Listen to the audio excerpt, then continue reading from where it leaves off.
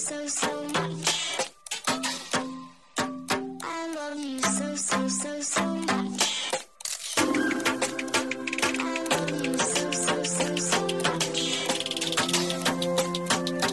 love you so much. Hello, all you positive heads out there. Thanks for tuning your beautiful brainwaves into another episode of the Positive Head Podcast, where we are firmly convinced that creating success and happiness is rooted in understanding the ultimate nature of reality and the fact that as human beings, we are all immensely powerful fractals of the one and only source consciousness, which creates and animates all things. Now, of course, understanding this powerful truth is one thing. Applying this incredibly empowering wisdom to everyday life, well, that's another, which is exactly why we provide you with a fresh serving of soul food for thought 5 days a week to help constantly remind you of what matters most. You are it. And I'm your host, Brandon Beecham. I'm the reflection and extension of you who will be here each Wednesday interviewing a different consciousness changemaker. And on the other 4 weekdays, leading the way to ensure that your perspective is consistently expanded, your vibration is constantly elevated, and your heart is overflowing and full. Also, this episode of the Positive Head Podcast is being brought to you thanks to the support of Gaia. If you're not familiar, Gaia is the go-to source for streaming consciousness content online, and you can sign up for your first month for only 99 cents at gaia.com/positivehead. That's spelled GAIA.com/positivehead. Check it out. All right, all you positive heads, on this week's interview episode, I'm very excited to have Kasey and Brad Wallis here with me on the show. Although perhaps I should really say I have Kasey, Brad, and Julius here with me on the show because Kasey helps to enable a divine trifecta by bringing the non-physical light being Julius through her consciousness and is going to do so during today's show. And yeah, what fun is that? Hey there, Brad, Kasey, and of course, Julius, welcome to the show. Thanks for having us on your show, Brandon. This is going to be a fun one. Everybody better buckle down and hang on. Yeah, thanks for having us. It's just a delight. Hang on tight. Well, I'm going to start off with the first question that I always start with. I'm a little predictable. I always start with the same question and end with the same question. And my starting question is, you're in an elevator. The person next to you looks over, says, "What's your passion?" You got 10 floors to answer. What do you guys say? What's our passion? Yeah, to transcend the consciousness here on this world, to allow everybody to know their full empowerment stage in which all healing will occur and all abundance will be allowed to come through.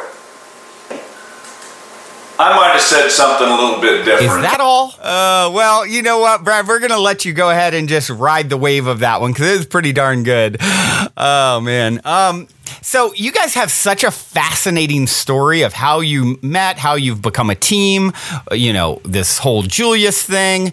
Let's start at the beginning of your story together, if you would. I'd love to hear it, and I know the audience would love to hear it as well. My daughter Kimberly worked for Brad. Brad had a construction company, and Kimberly got a job being his secretary.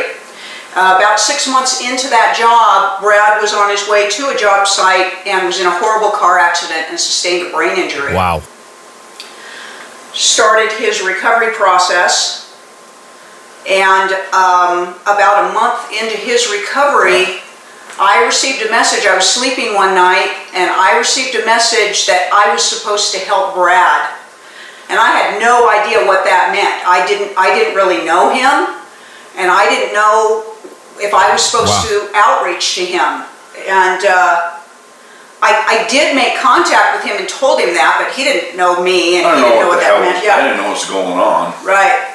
But my daughter Kimberly and I did start to help Brad a little bit. We started helping him get to his doctor's appointments. We started helping him take some medications because he was in some pretty rough shape. Well, I geez, man, I had a brain injury. I was learning how to walk again, how to talk again. I didn't know anything about writing, and actually, my wonderful doctor, who was extremely... You're skipping. Well, anyway. Okay. Where did you leave off? At the accident? No. So he overdosed on a medication. Yeah, I overdosed. That's where I was going with all of that. Anyway. Wow. The medicine they gave me to shut my brain down at night, I overdosed on.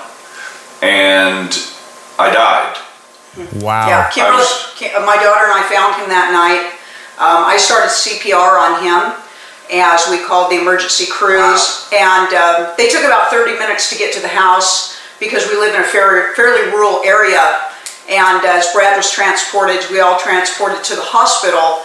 Brad was in a non-responsive coma-type state, and we were told he wasn't going to make it. And he was having an extraordinary near-death experience during that time. Out of body. I try to tell people it's just like the picture-in-picture on the flat screen TV. I'm watching what's going on here while everybody's working on me, trying to get me to breathe and do all of these things. And I'm experiencing a whole nother life experience on the other side. And all these beings are showing up and explaining things to me and why things are happening. And so I just kind of shut my mouth and just watched everything that was going on. It was pretty overwhelming. The first thing they did ask me was, do I want to go back? That was the first thing that was asked to me. And I have had the immediate recollection of knowing that if I was coming back, that I would be coming back to the body that I just left. And so I said, sure, I'll go back, but I'm only going to go back if you're going to come back with me, because ain't nobody going to believe this story. Nobody's going to, they think I'm crazy. They think I'm loony. Okay? And so they basically told me, oh, don't worry, that's been taken care of. And so when I woke up at in the hospital,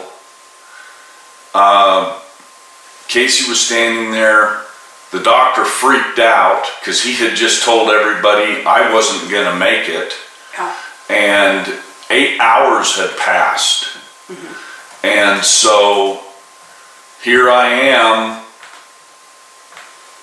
trying to explain to everybody what I had just experienced, and they're all just looking at me like, oh my hell. And Kasey starts channeling the group to me and explaining, they're all calm down, don't worry about it, we'll clear the, all this stuff and get everybody out of the room so you can get all that.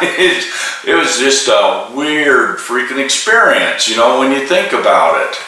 Yeah, so the doctor left the room. Yeah. And I apparently channeled Julius back to Brad, assuring him of his experience and that the communication, would continue. So for the first year, this was a very spontaneous thing. We would just be together and we would be working on things, and Julius would just come spewing out of me, talking to Brad about just extraordinarily profound thoughts and possibilities. So what we could best gather what was kind of going on, Brandon, was Julius was talking about healing, and that human beings tend to focus on repairing what's been damaged.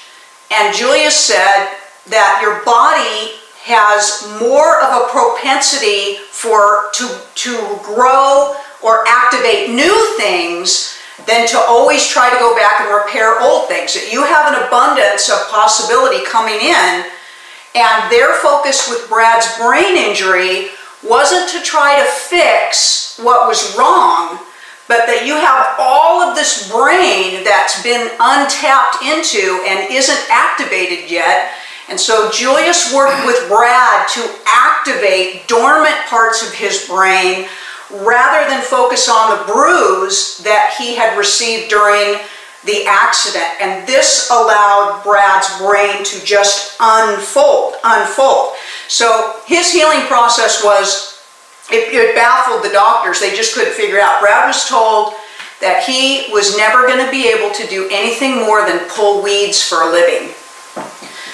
And now he runs 3 companies, and we are where we are. So it was a cool process. So then we decided, or Brad decided, that this information was going to be useful for everybody. I'm always the one that looks so far ahead of everybody, and I said, man, this is cool. Yeah. This actually works. Everybody needs to know about it. Everybody wants to know about this stuff. So at least I thought. Yeah, yeah. And yeah, he shoved me out in front of everybody. I was like, no, I don't want to do this.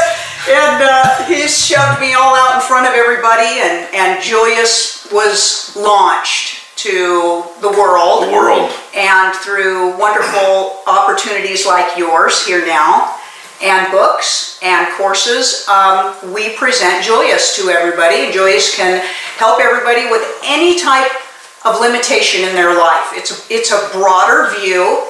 It's a new way for most people of creating in their life. And it's very positive and extraordinary for people who utilize it. And really, it's just a process of you learning how to access everything within your own self that generally people have forgotten how to do or never been shown how to do. Wow. So, Brad, when you were on the other side having your near-death experience, was it was obviously very vivid, and there was a particular being that you said there's multiple beings, but there's a particular being in Julius that actually came back, and there's some sort of a shared past history between you guys, correct? Yes. Man, you're digging them all out, aren't you?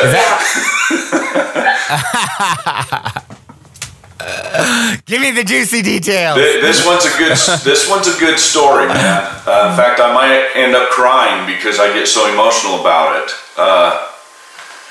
We're sitting in the house, actually. At the time, I wasn't told about this experience on the other side. When I was on the other side, I wasn't told about that.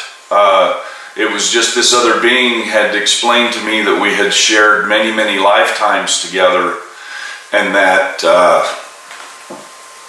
this was their opportunity to pay me back for a lot of the promises that we had made with each other in different life experiences that we had experienced. And so it was their time to make sure that I recovered and remembered things that were going on.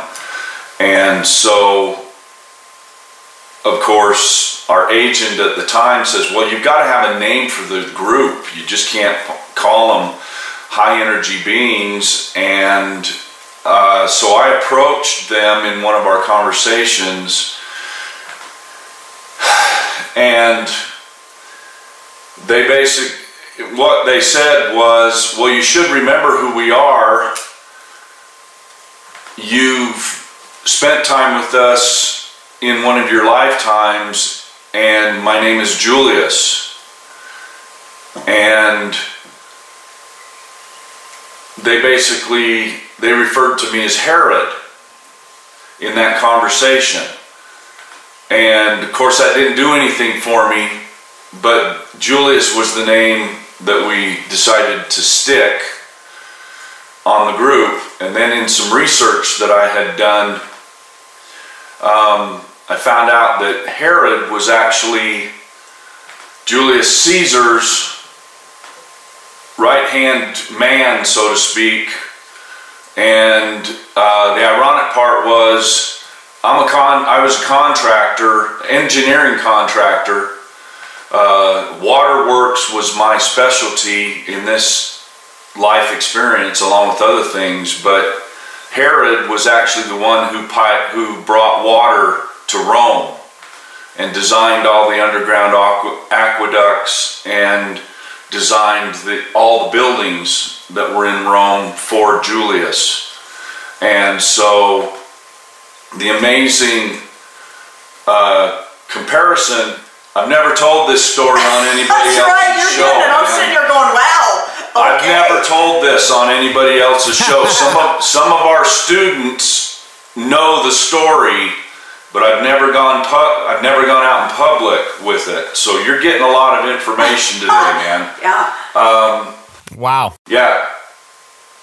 So Julius and I have a bond, so to speak, and it's a never-ending bond that we have with each other. So I have to jump in. Of course, I know you've got to jump in. You're going to love this, Brandon. So during this time period, Herod and Julius had an extraordinary philosophical relationship. This was just between the two of them. And at that time, it was Herod that fed high conscious philosophical information to Julius and brought Julius along on his life path towards enlightenment and starting to treat the people a little bit better and starting to think about all of these broad-minded concepts that eventually led to Julius's ability to ascend and not really come back, to the physical plane, to get on, with his progression. In that lifetime, wow. Herod sustained a brain injury, if you can believe that. And you can look this up on history. Yeah, this is all information that's on the internet. Yeah. We're not making any of this up. Yeah. In fact, I read it, and I'm going, wow, this is just like a total parallel to the life that I'm having now, almost right straight across the line. Of course, forgot everything and died shortly after that. And Julius made him a vow that their relationship would continue. And so here we are, more than 1,500 years later, and the roles are reversed. So Julius has said their commitment to give back to Brad what he had provided for them in this life, for full remembrance of who he is. And so that's all kind of just super turbo cool, isn't it? I mean... yeah, I would say. Wow, what an amazing story there. And so as far as bringing Julius through... So Kasey, you actually go into somewhat of an altered state. I mean, do you have to do like a meditation for some time? What is your process to bring Julius through? And Julius jumps in. You're going to notice a little bit of shift of intensity with me. There'll be an energy shift, and you'll notice that she'll start referring to everybody as masters. And when that happens, man, Julius is here, and just hold on. Yeah, but you can just flow with questions. They're very integrated. They're very interactive, and the segue is pretty seamless at this point. And they're here. I mean, I can hear they're bouncing around. She's holding them back, actually. So. I can see you. You seem energized, Kasey. Even just in your as someone who has a lot of energy flowing through me, and sometimes I have trouble sitting still. I can kind of see that same it's like plugged into a light socket thing a little bit. That's correct. That's correct. It used to be very overwhelming, and thankfully they've worked with me for years, and so now it doesn't send me off the charts with voltage, so I'm good to go. They've been very kind. Right. Yeah. Well, I'm glad I'm not going to have to watch you jump out the window or something. And Brad will chase me with the microphone. So with all that being said, if you feel like the timing's right, I'd love to bring Julius into the conversation. And, my first question would be, I always like to ask questions of what question should I be asking? Would Julius deem the most at this point in time in our timeline here on planet Earth? What would be one of the most important things that comes to mind that we should be asking and would need to hear at this time? Why are you in such fear? Why are you in such fear? That is the reactive mind here on this plane holding each and every one of you back from reaching the potential of the all that you are. And why do you choose that? Why? As we watch from afar, we know the extraordinary that lies within, and you know it too, because there have been moments of this throughout your life. You say you want to reach a state and a potential where there is no more lack on this realm, and yet your actions show differently. What are you afraid of? We know the answers, Master. The answer is human beings are afraid of either death or how powerful they are.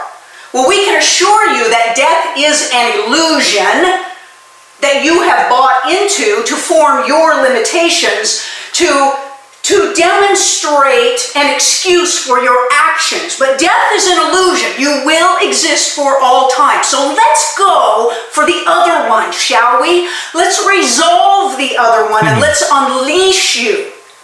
What is needed here on this realm, Master, is your unleashment of all that you are. For once you know who you are, you will see all others in that same state, and you will stop harming each other, you will stop judging each other, and you will nourish a state of consciousness that will expand the all potentials here in an expedited state that you cannot even imagine. So we are here working to help you unleash yourselves. And what we want you to do, Master, is desire that experience far more than you desire your limitation. Wow. Yeah, that is obviously you've got so many interesting contrasting energies on the planet right now where there's, more and more people waking up to a lot of this, spiritual energy and the idea that we're all connected, we're all one, we're all eternal beings. And then you've at the same time got, you have so much negativity and fear that's bubbling up. Do you see that as sort of a purging that the planet is currently having in preparation for an enlightened age, if you will? Master, the enlightened age will come when you choose it. That is the truth. There is no destiny for you. There is no promise except that you have the potential to sit in that state anytime that you desire. What is coming through is the potential for this information to be broader and more widely spread due to the technology advancements. But it sits in the same potential energy that it always has. That's good news. That's good news, because that means you don't have to wait. You may have it right now, for you may each have it in an individualized state for which your world will unfold into magic that is guaranteed to occur, or you may invite all others and have that broad-minded collective state of that beingness that lies within. So we do not encourage you to wait or expect that something is coming, but instead, Master, know that it exists right now. Access it, become it, demonstrate it, inspire it, and expand it. And you don't have to wait for anything. So it lies in a state of potential always. That is what we refer to as the source of all things. It is your alter ego state that keeps it elusive from you. But we're going to help you with that as well. I like that you brought up the alter ego state, and because seems like such a hot topic, the ego. When you're talking about spirituality and souls that are becoming more aware and expanding their awareness, and you hear these ideas and ones that I've even myself sort of subscribed to at times of the ego needs to the death of the ego. We need to sort of kill the ego. But over time, I've personally sort of started shifting that belief to one of, hold on, maybe that's the incorrect approach, and it's the ego needs to be put in check, right? In its proper place. Like, I wouldn't use my hands to walk, right? I use my feet. It's much more equipped. Like, our heart is meant to steer the ship, not this separation, this ego individualized self, yet that's very useful in its proper context and used properly. Would you agree with that as that's the way my own perspective on it has evolved over time? Get the ego, put it in its proper place, and it's actually very useful. We are separate, to some degree, with the awareness that we're also one, and letting that sort of be the overview in the driver's seat, if you will. Thank you, Master, for that, because we delight and honor and acknowledge your perception. It is very wise. When you first decided to descend yourselves onto this realm, you wanted to play with that which you had created, but in order to do so, Master, because it was three-dimensional, you had to equip your soul with a costume that was three-dimensional as well, so that you could interface and experience all that is three-dimensional. You could not touch it, you could not smell it, you could not taste it, you could not hear it without a three-dimensional costume. For as light, Master, you passed through that which you had created. So your intention in coming to this realm was to become, in a form of limitation, all that you knew you could be. So you are correct. You set yourself up for a circumstance that initially seems like a form of limitation or a trap that you could not get out of. But it was intended for you to know your full empowerment by finding a way out and creating all that you desire, despite what has been perceived as a limitation. All empowered beings do this, for this is the way that they know how powerful they are. It's all great and fine and dandy for you to know who you are when everything is all great and smooth and sailing along for you in your life, but you really discover who you are when you have to dig yourself out of the crap. Okay? So you set yourself up, you are correct, with an ego that goes along with the physical plane. It helps decipher dangerous situations and is set up to aid you when it is needed for survival instincts to be engaged. That is a truth. We call that the authentic ego state. But it has become an altered ego state. That's why we refer to it as the altered ego, where it has exploded itself into a type of a paranoia, an anxiety, and a stress. It has grown into judgment, and it governs you. It's almost as if it has gained all the energy of this realm and now governs everything that takes place on this realm, which is all fear-based. Right. It is the reactive mind. And many, many philosophies support this in a different type of definition, or the monkey mind to Eastern philosophy. You are correct, Master. Right. To reel that back in and kind of put it where it belongs, it contributes to the physical experience. But right now, it is so overwhelming that even the thought of being able to reel that thing in seems elusive to everybody, so they've just kind of given up. And we say, that is where you access who you are, for nothing is impossible for all of Source. I love that. I love that. And so another question, and I see this as a great opportunity to sort of verify some of the theories and beliefs that I've come to in my own search, and or to hear, an opposing, idea if that's what it is. But one of the things that really makes sense to me, and it kind of touches on what you mentioned earlier, is this idea that, enlightenment will show up, the enlightened age will show up for you when you're ready. And in a sense, that sort of says, well, just to first kind of lay out my theory on how things work is, I often say your life plays out at the corner of free will and destiny. So there is no time, so it's all destined. But then there's infinite choices and timelines that you can choose from, which is where the free will point comes in. So it's all already happened. And depending on what you're resonating with vibrationally will determine what version of you'll see. Like there's a version of me that, lives in a whole nother city and did a whole nother thing. So that's, as I move through my own life, I'm more and more in this state of, okay, I'm the center point. I'm my own fractal,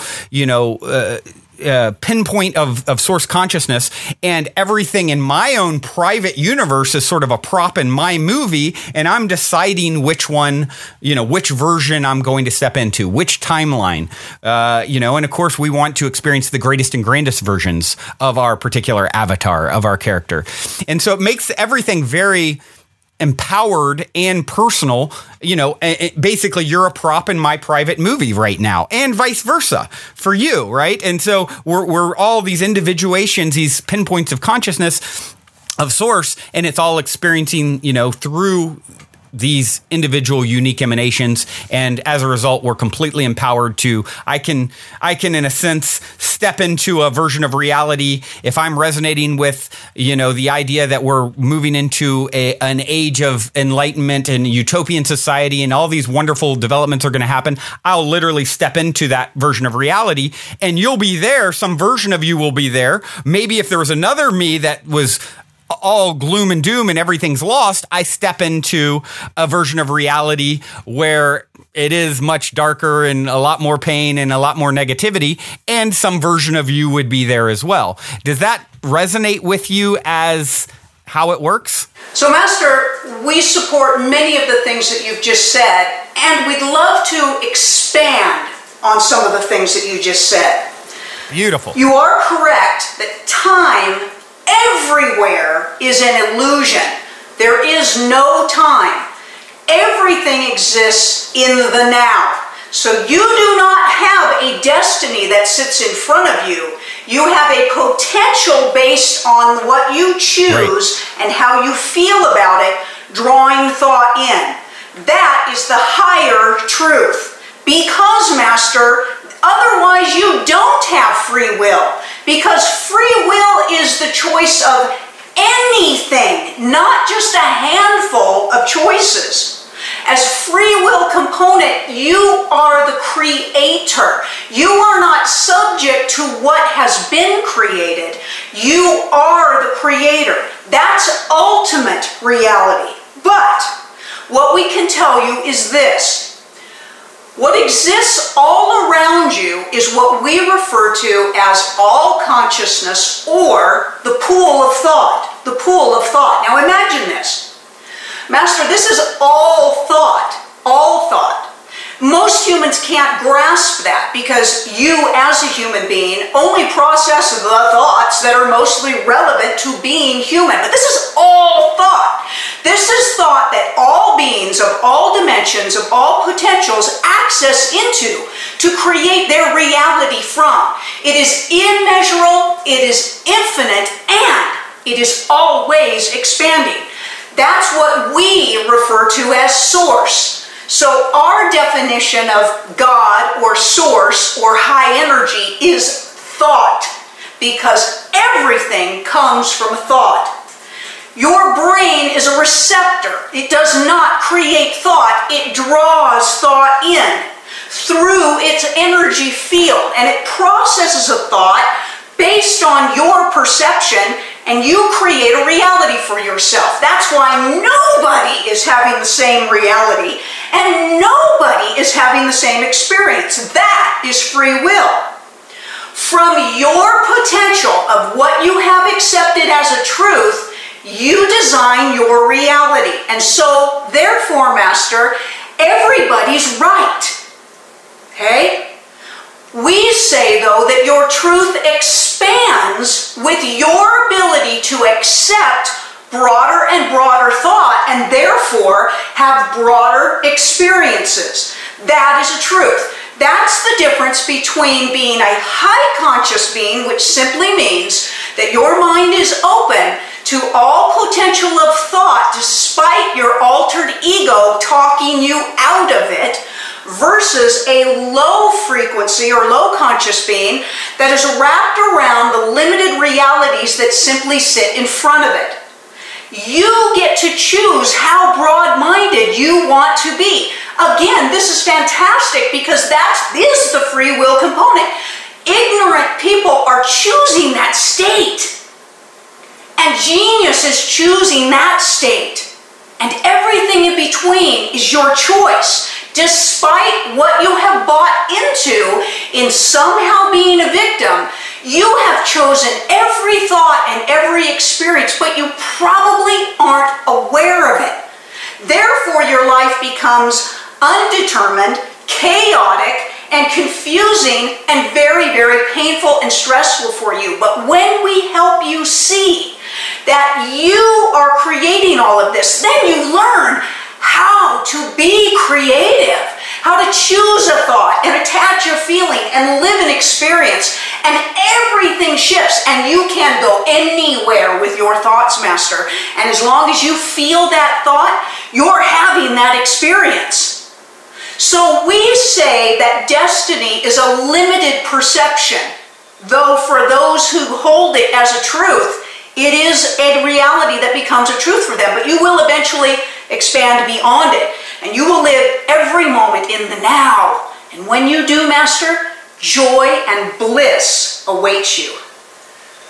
Yeah, I love that. And, you know, when I personally am using it, I should probably even define what my definition of destiny. It's like, if there's no time, it's all played out, but then it becomes hard to sort of wrap your brain around the idea that it's infinitely playing out. So when I say destiny, it's like, yeah, but you're choosing from infinite potentials, right? So it's not even a closed loop with that. So it's all already happened, and that is like numbers. It never ends, and there's free will within that. So it's, you know, with my definition of it, it's not necessarily a closed thing, because the way I see Source says, well, it's infinite. It's never ending and always expansive.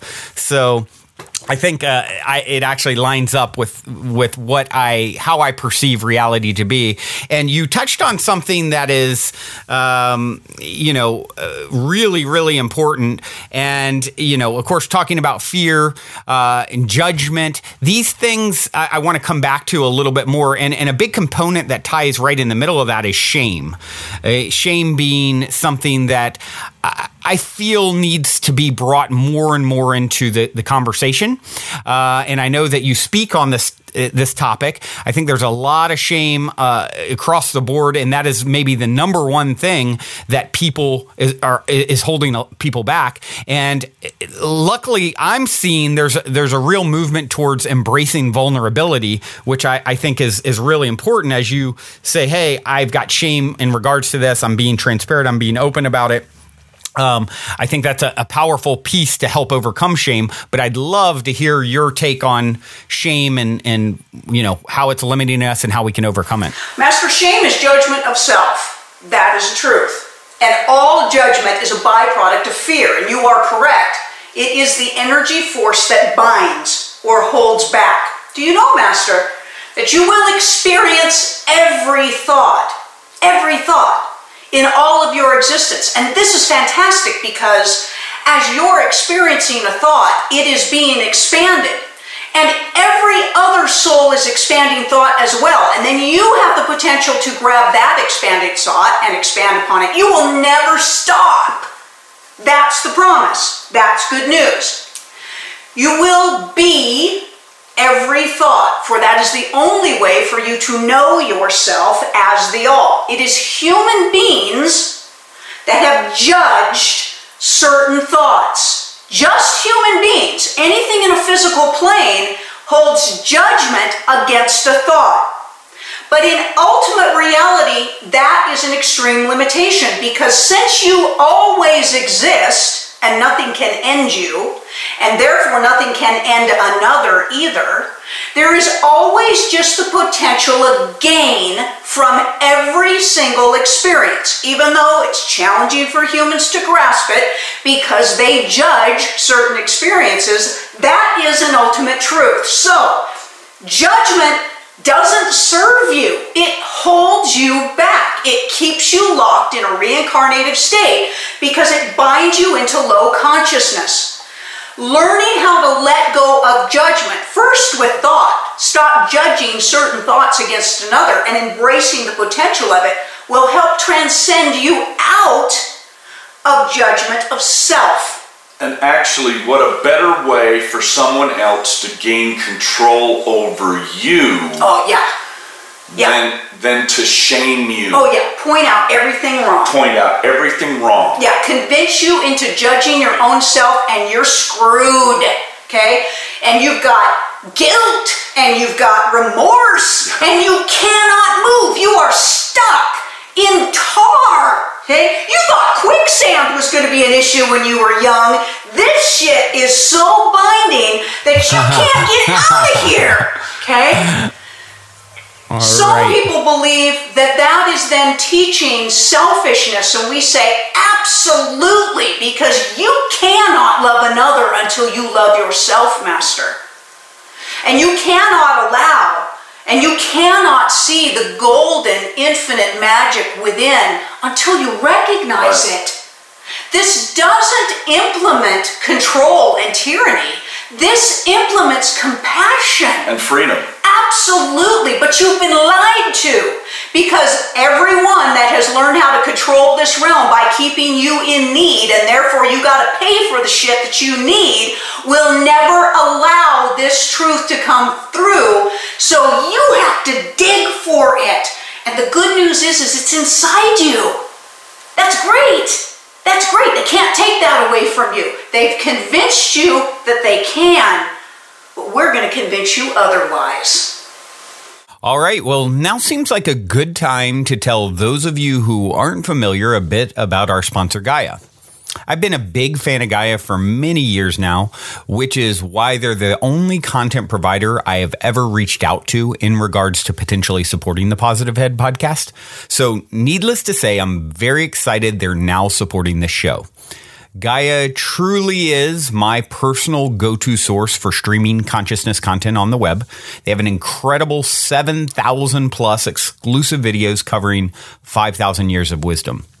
They have a plethora of amazing content to always keep your positive head spinning. For example, in the brand new series Beyond the Legend, best-selling author of Chariot of the Gods, Eric von Daniken, takes us beyond the myths and legends that have shaped our view of history to present an alternate view of historical events, megalithic structures, and archaeological discoveries.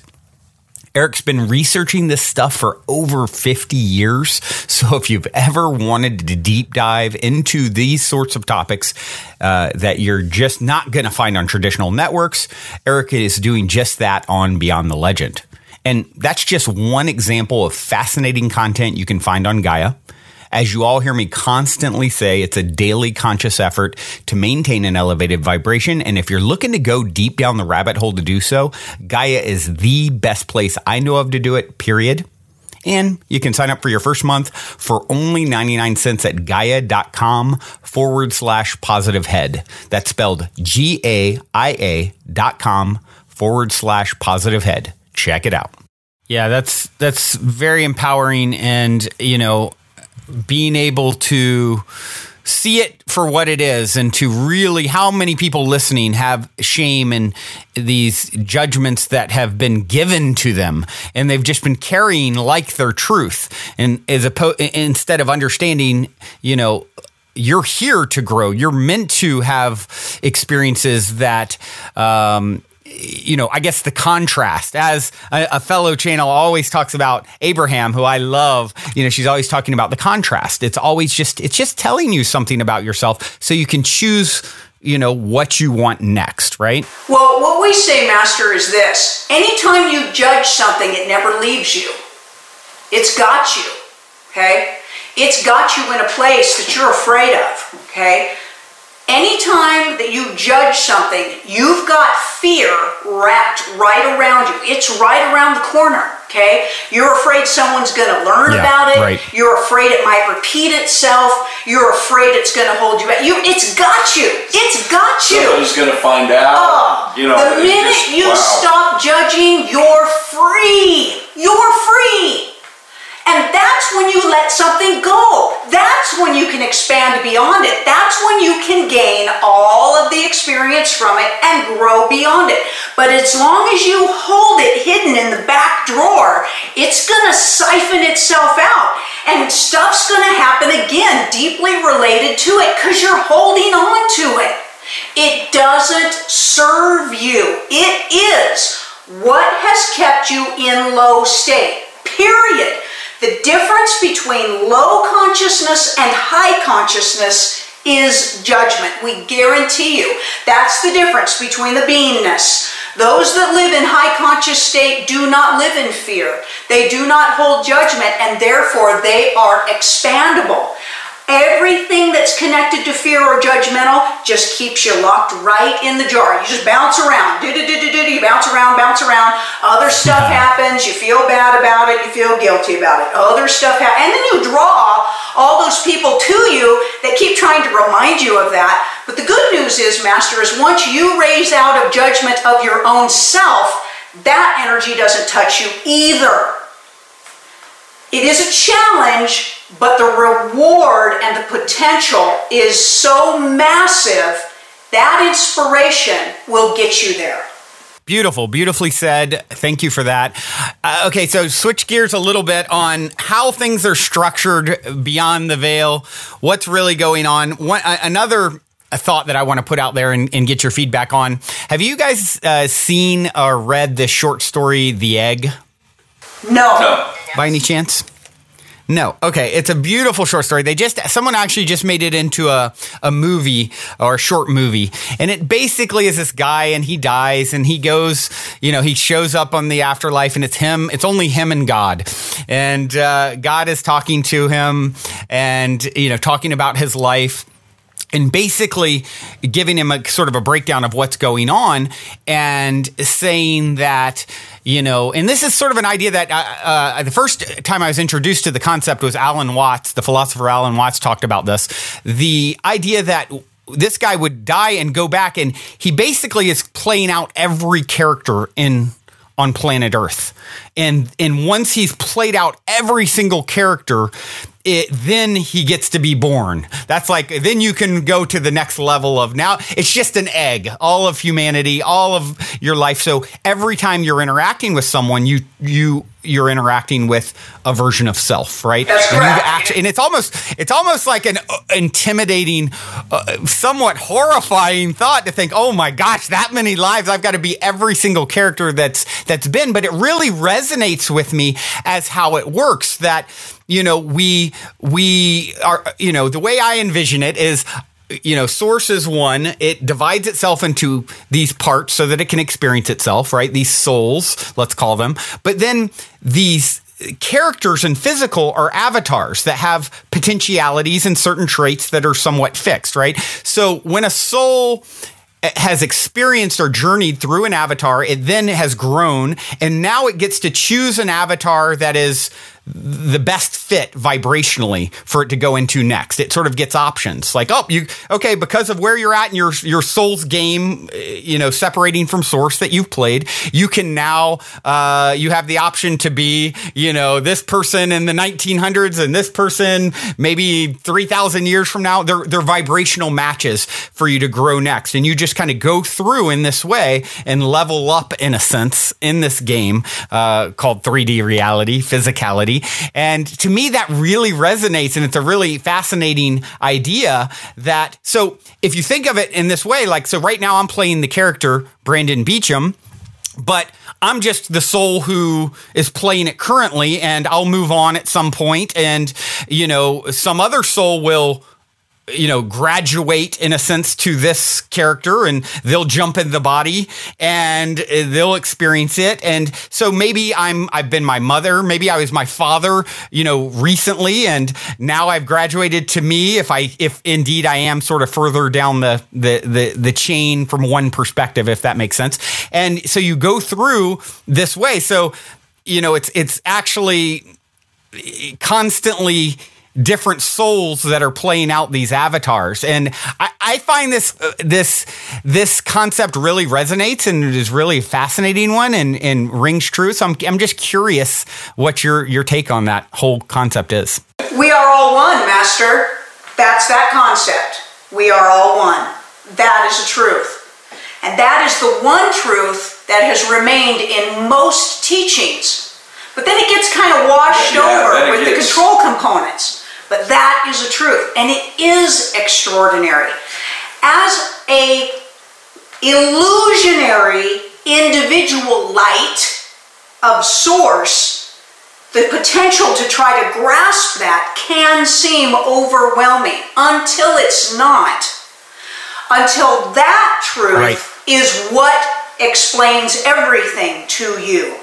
And that's when it shifts over to the extraordinary. And then you realize, Master, that it goes far beyond the physical plane into all energy. That's why we say there are no aliens. You are everything. They're us. You are everything. Yeah. Isn't this fun? Because then that comes back to the ultimate truth of, would you treat yourself that way? See, and that's really what it boils down to. You know, a few years ago, the big "We Are One" statement was being made all over the world, and everybody needed to grasp that concept. Well, for a small while, that concept had traction, and then it got stifled because they don't want you to be powerful. They don't want you to know that you're all connected, because how in the world could you be connected to some other person in a third world country? We're from the United States of America. We're better than everybody else. See how all that starts playing? Do you see how all of that starts playing out? And so, when the change starts coming, and it's slow, it's very slow, but when it does start happening, you start realizing that you are connected to everybody. You aren't just connected, you are everybody. Just like There's a difference. Yeah, just like what you were saying. And it explains reincarnation so well, right? Right. Yeah. The issue is that people still think they're connected, but they're separate. They need to shift into they are all one. There's a different philosophy there, okay? It's kind of like belief and knowing, Master. Belief is conjectural to knowing, okay? People think they go through belief because it's building up their acceptance, okay? But what they don't understand is the moment that they accept, it becomes. They just forget what it feels like to accept something. They've forgotten how it feels like. I don't know how to accept something. I don't know how to accept something. So they believe. It's a convincing. Belief is a convincing process, okay? And when you can master just absolute acceptance, that's when you start having all those other experiences. Because do you know, Master, it's the moment that you accept a thought that it becomes, not the other way around. A thought doesn't become and then you accept it. That's backwards in your philosophy. That's keeping you from knowing yourself as the creator. It happens so simultaneously that the deciphering process has been cast out to somebody else's opinion. But it is the moment that you accept a thought that it becomes. So if you knew that, wouldn't you work on how broad your acceptance is? Because that's when your world changes. Right. Yeah, and you know, it makes so much sense as well when you think about it from, okay, source is we're these individualized, fractals, if you will, of source, emanations of source. And the way I see it is, you know, we have to, the number one job I say we're all here to learn is self-love, because source has to learn self-love because there is no other, right? So we're, as fractals of source, this is the most important piece to get, because if you don't, and you touched on a little bit earlier, if you don't love yourself, well, then you don't love anything, because there is nothing else, right? So, Master, we say first you love thought, because that's where everything is created from. We say, in the description of what source is or what God is, we always say that it's more like a substance that you create everything from. Okay? But remember, you cannot give to somebody else what you do not have for yourself. That's true. That's true. But if you hold yourself in a type of limitation and you love that, then you love limited, Master. Then you love the limited side of yourself. Okay? So your statement is a truth, and it is a fantastic truth, and it is a wonderful truth, and an honorable one, and we acknowledge that. But before that is love of all thought. that eliminates judgment from ever seeping into a possibility for you. Then when you know that you are all thought, that is total self-love. But most human beings still hold themselves in a form of limited individual light. Again, seeing things separate from themselves. So to even understand, and we know that your definition of self-love really means love of all, because you're working on knowing that you are the all. You have this wonderful transitional state for yourself. Sometimes you really get it, sometimes you pull back just a little bit. That's what people do. As you get that you are everything, and you love the hate, the anger, the violence, because you understand that ultimately that's an illusion, that it's just an experience that expands your knowing of self. That is consciousness. That is the conscious journey, Master. It is. And you have a level of intelligence and wisdom that we recognize. And we love it because you are guiding people into their expanded thoughts. That is a worthy task. And we thank you for that. And yet there's that little ego that pops in and pops out, and it's okay, because you'll get there. You'll get there. But yes, keep thinking. Keep thinking. And yes, self-love is the answer. But we encourage everybody to understand what self is. What self is. And yes, go for the love of everything. Absolutely. Absolutely. And one of the things that you touched on, I think, is really important. You said love the negative, essentially, right? That's a part of it. It's as I put it, it's the diamond, the lump of coal is always a diamond in disguise. There's a gift behind that lump of coal. If you are seeing it from the right perspective, you're entering it saying, why is this happening to me? For me, not to me, right? And when you can make that shift, one of the things that I say that has created controversy from time to time, around really heated topics, like racism, and when there's been someone that's been harmed, as something awful happened to a small child, that I've said, and I've kind of went on, and explained my perspective and why I believe it. But I'd like to hear your thoughts on this as well. The concept that there are no victims. There's never been a victim. That's correct. First off, let me say this, and then you can put your eloquent words to it. It is controversial, especially when you get a child involved. But this is because we've been taught, preached to, however you want to look at it, we've been taught that being is a separate individual, and so you're harming.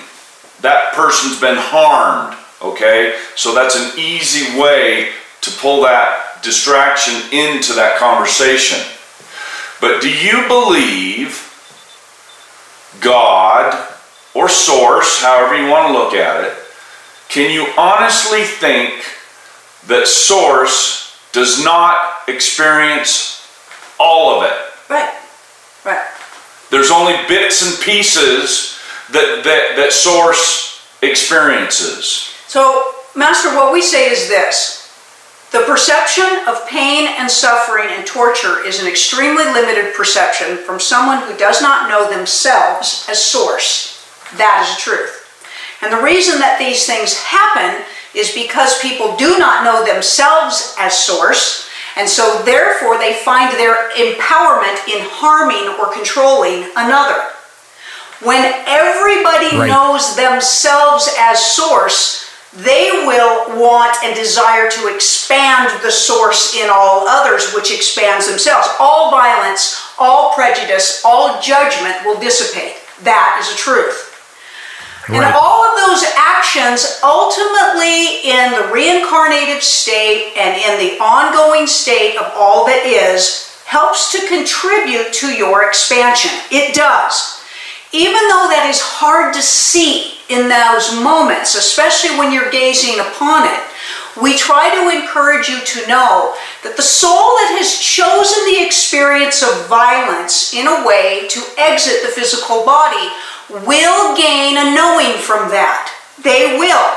They will not be harmed eternally. They will be expanded in some way. Those left behind in their limited perception go into mourning and pain and sadness, so we understand that. But the soul itself gets up and walks away. It does.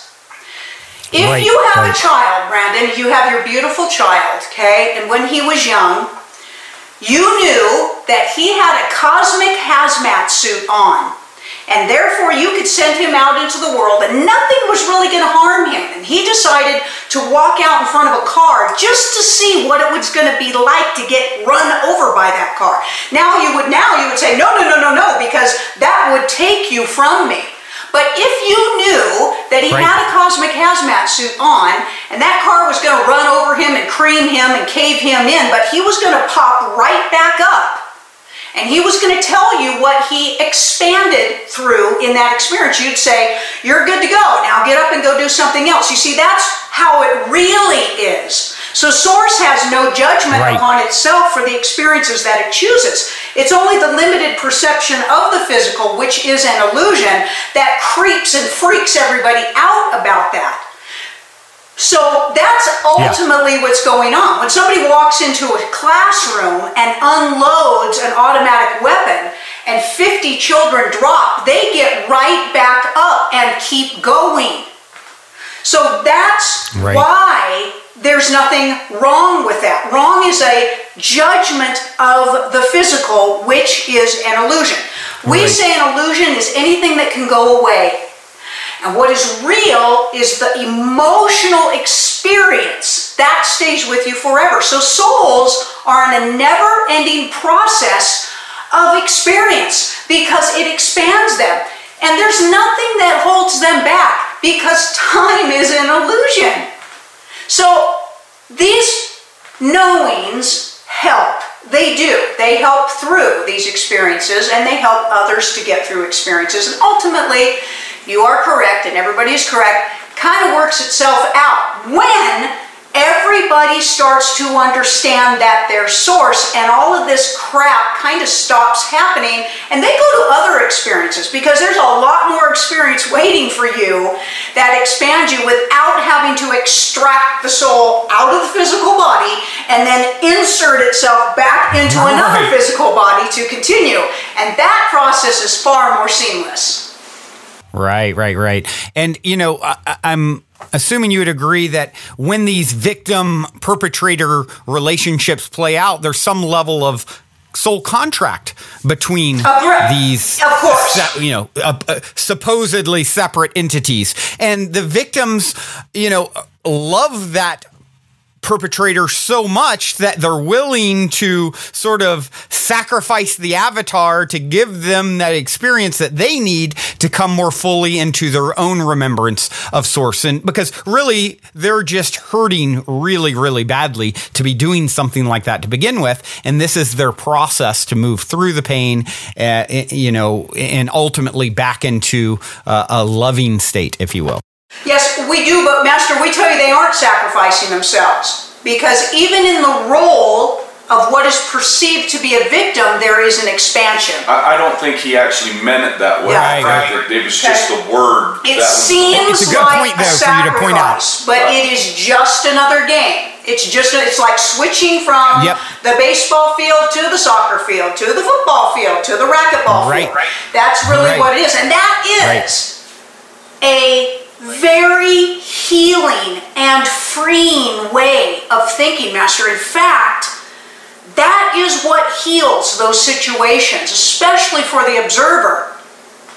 And it's hard because the observer always thinks, well, they wouldn't leave me. My child wouldn't leave me. And we're like, well, it's not really about you. It's about every soul's experience. And that's an illusion too, because all you have to do is feel that that soul is there, because they are. So everything in a higher truth is the solution. And we have great compassion and love for those suffering in a mourning process. We do. We understand it. We've had it before, we've been locked in it before, but seeing and knowing broader truths is what resolves. And in fact, the souls that choose to exit the physical for a time being, that's actually what they're hoping you're going to start seeing.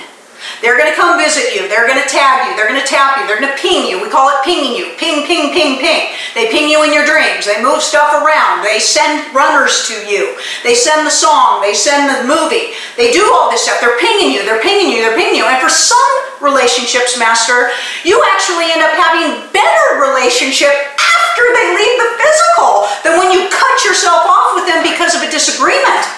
So in some way, exit is a healing attempt for a relationship, okay? Not a continued severance. So that's right, you keep working that broad perspective, and all you have to do is always ask yourself, what is broader here that I can't see? I choose to see it, and I choose to know it, and then everything is in purpose. Yeah. Yeah, that it's why is this happening for me, not to me? Right? Right. And isn't that a magnificent state to be in? It really is. It doesn't mean that you wouldn't experience loss of a loved one and sorrow or any of those things, but it comes with a new perspective that allows it to think of so many people. And I oftentimes breach these issues like the child dying or victimhood and these things that are really charged because I want people to take an expanded perspective that helps to alleviate the suffering, and sometimes, of course, that's lost in translation and you get people who are offended and all those things. But really, it's like, I want to see people get to the point where I know I'm at in my own journey where it's like, it doesn't mean I can't be sad and I can't be sorrowful or any of those things, but it doesn't have the same sting knowing in my heart and soul that you can't lose anyone or anything. We only take breaks from each other. And thank goodness for that, because if I was stuck with my mother in a room for all eternity, all day, every day, I would want to strangle her. But if I get a break from her one day and then get to be reunited and, then it's this beautiful love affair, right? Yeah. Yeah, it is a beautiful process. And again, we want to support anybody out there who has lost a child or someone who is dear to them, that we have deep compassion and understanding, far more understanding than you may think we do, of what you're going through and what is going on. But that won't heal you. It won't. Only love will. Only love will. And you've got more things going on around you to support love energy than you could possibly imagine. And all you have to do is allow yourself to be open to just an infinitesimal amount of it, and shift will happen. Shift happens. That is a truth. That's the guarantee. That's great news. There's more beings and interdimensional existences. There's no empty space around you. What if we told you that? Do you know that science has discovered there's no empty space?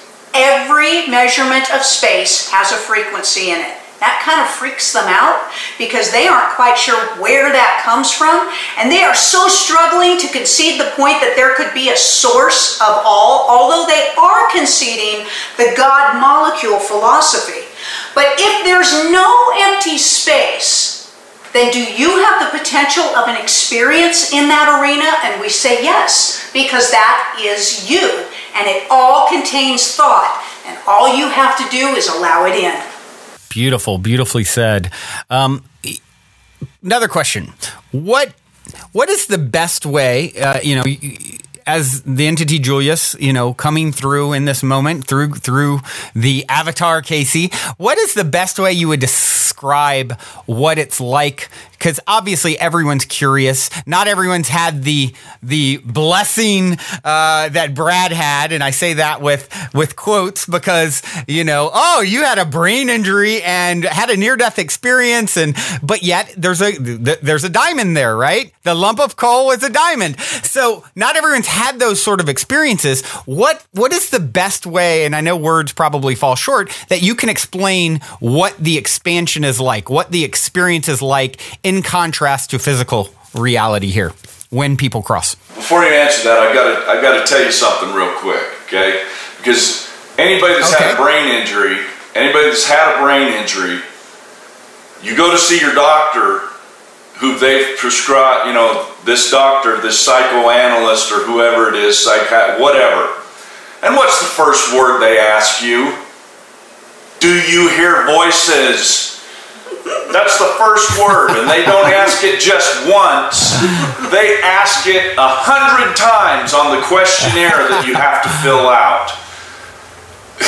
Wow. That was a problem, wasn't it? That was certainly a problem. We learned not to fill that line out real fast. Yeah. So, Master, what we can tell you is this, and we think that this will help. We think that this really will help you have a type of understanding. The state of non-physical is a state of intense emotion. For a soul, Master, it is the emotional processor of thought. That's what a soul is. If you've been looking for the definition of a soul, we will tell you that you are the emotional processor of a thought. That's because you take a thought, you feel a certain way about that thought, and it becomes an experience. So, you expand source through your emotions into a demonstration of itself. That is extraordinary. So, as a light being, you are emotion, basically.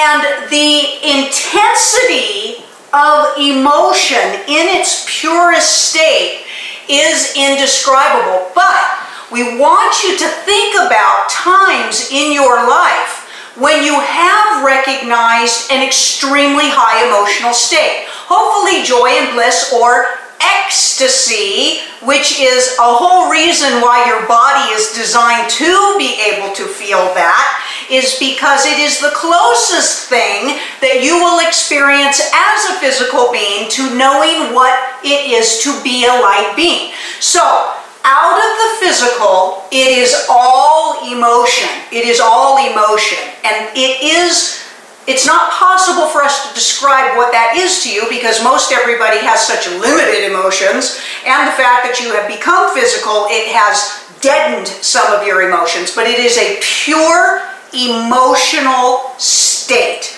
That's why when people have a near-death experience or what's perceived to be a near-death experience, they will generally come back rather overwhelmed because experiencing their emotions in a pure, authentic state is very overwhelming. And they don't know how to explain it. It moves them, it changes them. If they choose, they may use that as an inspiration to change all things in their life, to access their emotions more readily. Or like you said earlier, become very vulnerable and very transparent because they understand that it's the emotions that create the purpose. Okay? So, it's emotion out of non-physical, always. And we hope that maybe your listeners and even you can run with that in your imagination and think about how valuable your emotions are. Yeah, that's powerful. So are those emotions expressed in the form of taking form? Would you say, because a lot of near-death experiences is like, I have an interaction with this light being, or my grandmother is and maybe it's not physical, but it's a semblance of that. So I'm assuming our physicality here is somehow a reflection of tools that we use to express that emotion on other planes of existence. Is that correct? It is also a different way of experiencing emotion, Master, because emotion will know itself in all possibility, even through limitation. As we've said before, That's exactly what you're doing. You're knowing how powerful your emotional self is through the limitation of this illusion. Again, you know yourself when it's all hairy-fairy, golden goblets and rainbows out there, but really you know yourself when things seem to knock you over. So the journey is learning to stay centered amidst distraction, accessing and expressing and creating through your emotional state, which will always get you knowing yourself. When people desire to know their soul or connect with their soul or get in alignment with their soul, we say, it's your emotions. It's your emotions. Stop running away from them. Stop judging them. Stop taking medications to turn them off. Okay? That's where the illusionary detachment comes in. So people are in for great potential experience once they embrace all. You mentioned medicine, and I think, that is a great point to bring up, because there is so much of that's used in our society, right? You've got drugs being peddled by doctors for everything. As someone who has told the story, created the belief of, I don't believe in getting sick, and I haven't taken, hardly a aspirin in my life, barely. How can people who, and I'm really blessed to have had and created this sort of trajectory for myself, but there are so many people who, illness is just a huge, huge part of their life. What advice would you give someone who is on one of those medicines that you just referenced, and how can they start to initiate more self-healing in their life? What we are about to say is controversial to humans, but we still declare it as a truth. And we will say it without telling you that we are giving you medical information. What we are telling you is this. There is not one single medicine out there that cures something. Not one. It is all poison. It is all poison. And it is designed to keep you in need, so you keep buying the poison. That is a truth. Having said that, we do understand that there are real health issues embedded into you through genetic patterns in your family that leave you in desperate need for balance of the brain, balance and health and well-being in the body. And the good news, Master, is this. This earth ship you set up for yourself to feed you any of the natural vitamins, herbs, and enzymes to bring the body fully back into balance. But it takes you learning these things and learning your body. People just don't want to do it. They just don't want to do it. They just don't want that responsibility. You want to walk into a building, you want somebody else to tell you what the diagnosis is, and bingo, here's your fix-all cure. Oh, and if that one doesn't work, then we've got all these other ones over here that we can try out on you and see how your body reacts to all of it. Your body is supposed to produce all the vitamins and enzymes and minerals to keep itself in a beautiful running machine. And you, Master, probably, if you had a DNA test and you looked at all of your genetics, you're probably in pretty good form. You probably have all the production in your body, and your body's doing pretty well, including the activities of the brain. But there's so many people out there through many, many different things. Genetic patterns have been so screwed up in their families that, again, if they really looked at this, they'd probably be terrified at what they're missing, and then that knocks everything into health issues. And that's the truth. And it gets down to, it really comes back to what you are putting in your body. Yeah. I'm not talking about the chemicals that you're getting in medicine. We're talking about the chemicals that are in your protein that you're eating. The water that you drink, the liquid that you drink, the food that you eat, everything on this realm of existence is injected with a form of chemical that the body is going to react to in some form or another. Yeah. Healing takes place, Master, by bringing balance to the body, and everything that you need or should be using is in a natural form. That is the ultimate truth. It is. People don't like it because they've got to do some work, but that is the truth. And would you say, you talked about genetics and DNA, and of course we're tied to our ancestors, right? Beyond just physical. Would you agree that it's beyond physical? It's a spiritual connection to my grandfather and great-grandfather and great-great-grandfather. And those genetic imbalances are coming through and maybe present in a being, but it's an opportunity. Once again, the lump of coal is an opportunity for that person who has inherited those genetic markers to bring balance and healing to the ancestral line, both physically and spiritually. It's true, because what you just really think is talking about, Master, is thought. Thought is passed down through a family. Now, philosophies, attitudes, realities. Right. Okay. Right. But let's take it. Let's be a little broader on that. Okay. And this is where technology has actually advanced our existence to this point. How many years ago could you actually get a DNA or a genome test that could actually tell you this family member kicked in this one and this one gave you this one and this? Those weren't even thought of. Right. Well, actually they were. Well, until they came to fruition. Yeah, until yes. they were being built. Yes. Okay. So in today's world, we're allowed the opportunity, and we're given that opportunity to fix. Yeah, it's fantastic. All of those markers that are blatant in front of you. Yeah, and like you said, that's the diamond. Okay, the diamond is you have access to get some information and to make these changes. You are correct, Master. So everything passed through is a passage of thought, a passage of limitation, and a passage of acceptance. That is the truth. How many people are walking around going, well, my mother died of breast cancer, so did my grandmother, I've got the breast cancer gene, blah, blah, blah, blah, blah. And we're like, wow, you're living your reality, okay? But going into those steps of saying, well, what's missing in there that activated that gene? Well, I'm going to start working this direction.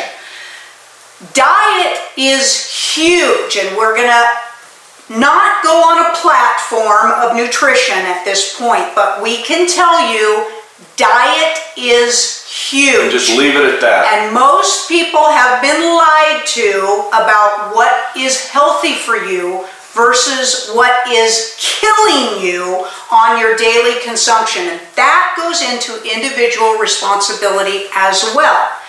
Everything can change. And it will change when you know that. Do your responsible work. Your bodies were designed to last forever, but beyond you accepting that philosophy, we can definitely tell you that they are designed to last far more than a potential of 100-year mark.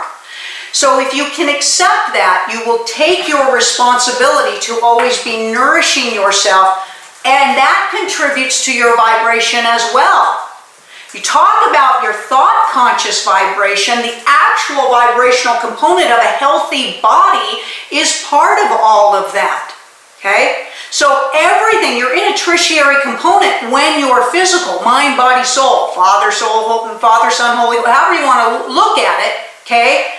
You are a physical being in addition to being a soul and conscious being. So you have to honor that vehicle. You have to. When you do, it brings clarity of thought so you can open your mind to a higher potential. It's beautiful. It's beautiful. So we want that to be an inspiration for you. You are not stuck in your lot in life. Please don't buy into that. Get up and move. And know that you are the creator of your reality. Despite the fact you've given in to every other suggestion, you can change it right now. Right. And one great way to do that I always tell people about on this topic is Dr. Bruce Lipton's The Biology of Belief, who I had the pleasure of having on the show a while back, and he is amazing. There's actually an hour-long YouTube video where you can sort of get his whole breakdown of how your beliefs actually turn genes on and off, and he shows you the science of that. So for those that are more science-minded, that's a great resource to change your story, change your perspective, and as a result, change your trajectory moving forward. Yeah. Another really great documentary is What the Health. What the Health. You can pick it up on Netflix. It is mind-blowing and is full of very useful information. Yeah, I've heard about that one. I have yet to check it out, but I intend to. It's on my list. So, well, I'd like to switch topics a little bit. I mean, maybe it's not a huge switch in topics, but one of the things that I'm fascinated with as a collector of amazing stories, I love hearing stories. And you guys have actually already shared some really great stories at the top of the show. But a story of synchronicity or serendipity or a positive paranormal story, it's almost funny to ask that as we're talking to Julius through Kasey, but something that's happened in your life that is very synchronistic, that was like, oh my gosh, did this just sort of happen? And you even referenced it earlier, seeing those dots connected and so forth. Curious if you have something juicy to share. We let me break ground on it. We were sitting in our living room, and we had been considering going down to the Caribbean for a short little bit, kind of on a hiatus, so to speak. And in the middle of our discussion, in comes a ghost by the name of Jacob. And the ghost, for us, that's really not strange, because we get visited by all kinds of different beings. And this young man starts telling us his story about how he fought with his mother when he was just a little boy. And this is how many years? How long is he? It was in 1765. 1765. Yeah. Okay. Yeah. And how he went down to the wharf there where he lived In England. And jumped on a boat. He'd had a fight with his mother. He was about 12 years old. And so he ran away, and he decided to get on a ship in England, and he thought he was going to go away for maybe a kind of a 6 months adventure on the sea. And it turned out to be a pirate ship. It ended up being a pirate ship that captured him, and he was held captive as part of this pirate crew, and then he eventually was left in a prison on an island in South America off the Caribbean called Roatan. Now this is where Port Royal is, if you ever watch the Pirates of the Caribbean movie, and that he wanted us to go there and get his story and let him show us everything, and then help him connect with his mother. Find his mother for him. Yeah, because obviously she's long gone, but they're missing. And Brad and I'm like, we're supposed to go to the island of Roatan in the Caribbean, and Brad's like, what? What? We're just talking about going on, we're just talking about having vacation, we're not talking about going. So, talk about a travel agent. The more I thought about it, I said, hey, now hold on just a minute. I've got to look at this from a totally different perspective. Here's a ghost that wants our help in finding his mother. And what if we can actually find his mother and connect the two of them together? Man, that's a pretty good story. Yeah. And so I immediately started putting camera gear together, and I'm going to film the whole thing. Yeah. Just to see what happens. All right. Okay? So we go down to Roatan, we fly into Roatan, and we don't even get off the plane. And how they line you up at the airport in single file to get you into their, to go through immigration. It's like outside our plane, right next to where we're at, here's this whole lineup of all these ghosts that are wanting our help. Yeah. And I'm recognizing them as we're walking into the airport to go through immigration. And so, wow. How long were we down there the first time? 2 weeks. We did, for 2 weeks. Yeah. For 2 weeks, we were bombarded by ghosts. And I'm shooting every bit of it that we can on film, not knowing what in the world I'm doing. Yeah. Yeah. So Jacob did take us to his prison where he showed us where he stayed. And it was very intense, and that's where we launched the Ghosts of the Caribbean series that we did. We went down, we kept going back. We spent 5 months in the Caribbean last year, and these ghosts just kept coming forward, and they had incredible stories, Brandon, of family and loss and fear. And we decided to kind of present that to everybody through our series in getting their stories and understanding what locks in an apparition form. That's the important part of what our programming kind of just morphed into with the help of all of these ghosts. Was I actually, just like we're talking with Julius here, I was able to hold intelligent conversation with all of these ghosts, and they could explain to us on camera what they experienced, what their life was like back then, what they're experiencing now, what has trapped them in the experience that they have, and every one of them was asking for help to be released from where they're at. Now you start thinking about that. Wow.